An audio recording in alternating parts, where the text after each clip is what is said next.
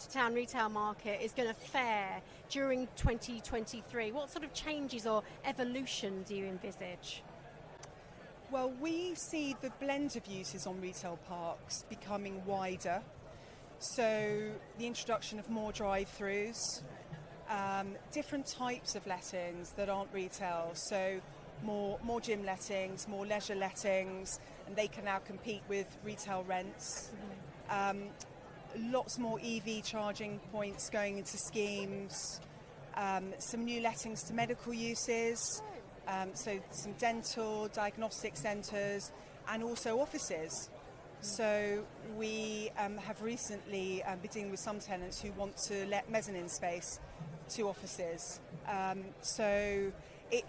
think there will be a wider blend of uses in retail parks moving forwards. Well, I think it will be an evolution rather than any short, sharp shock, which is good. When you look at the market at the moment, I think we started the year at a vacancy rate of 6.1%. We're down to 5.5%.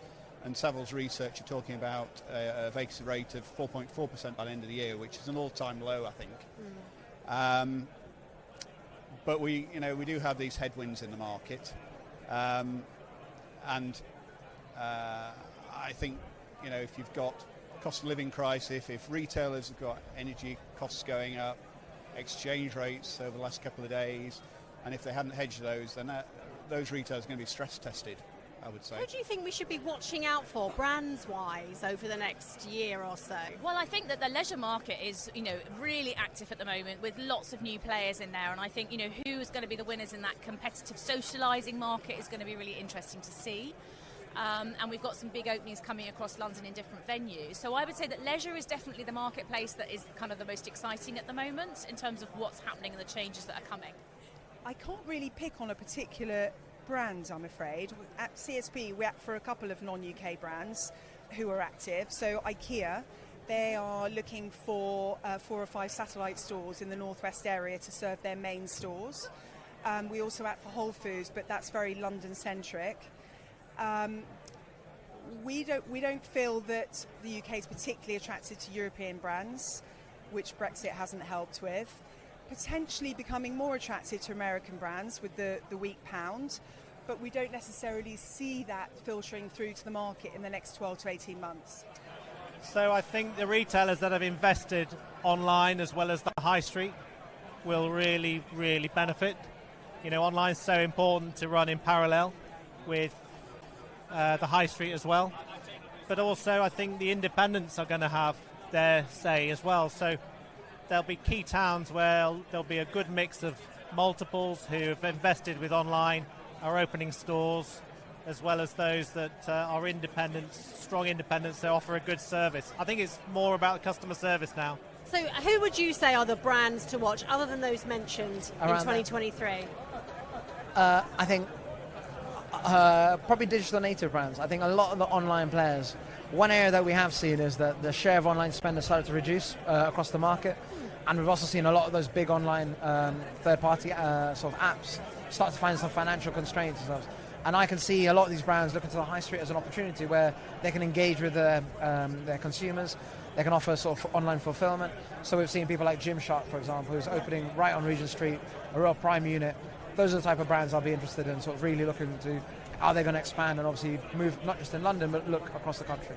Which new entrants excite you particularly? I think an area which has been resilient throughout the period is fast food and sort of coffee chains and sort of food to go. And what excites me there is that there's a lot of new entrants. So we've seen a lot of brands coming into the UK for the first time and expanding their offering. And they're not just looking at one format, they're looking across all, whether it's high streets, shopping centres, drive-thrus. So you look at people like German Doner Kebab, Tim Hortons, Wendy's, Popeyes. All of these are going to compete with the traditional players such as your Costas and your Starbucks and your McDonald's. And I think as a landlord, if I had space attracting them, I'd be very happy with the potential bidding war that could go on in that area. What do you expect to be the major challenges for 2023 going forward? It's margin for retailers. It's going to be the major challenge for them to maintain margin. We just read in terms of the press, in terms of energy costs going up, wages going up. Fortunately, bricks and mortar costs aren't going up. There's going to be a rates revaluation.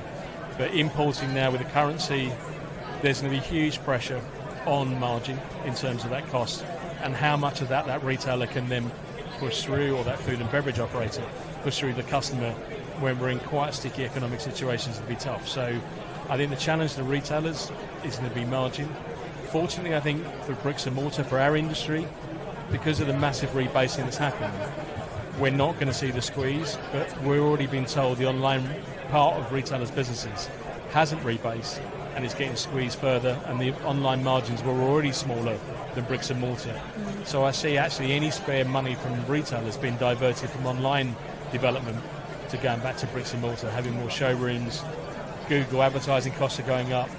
So I see that as a slightly rechange of strategy to capture new customers and to keep customers, is to use their bricks and mortar estate. But the key challenge for for the retail industry will be keeping margin.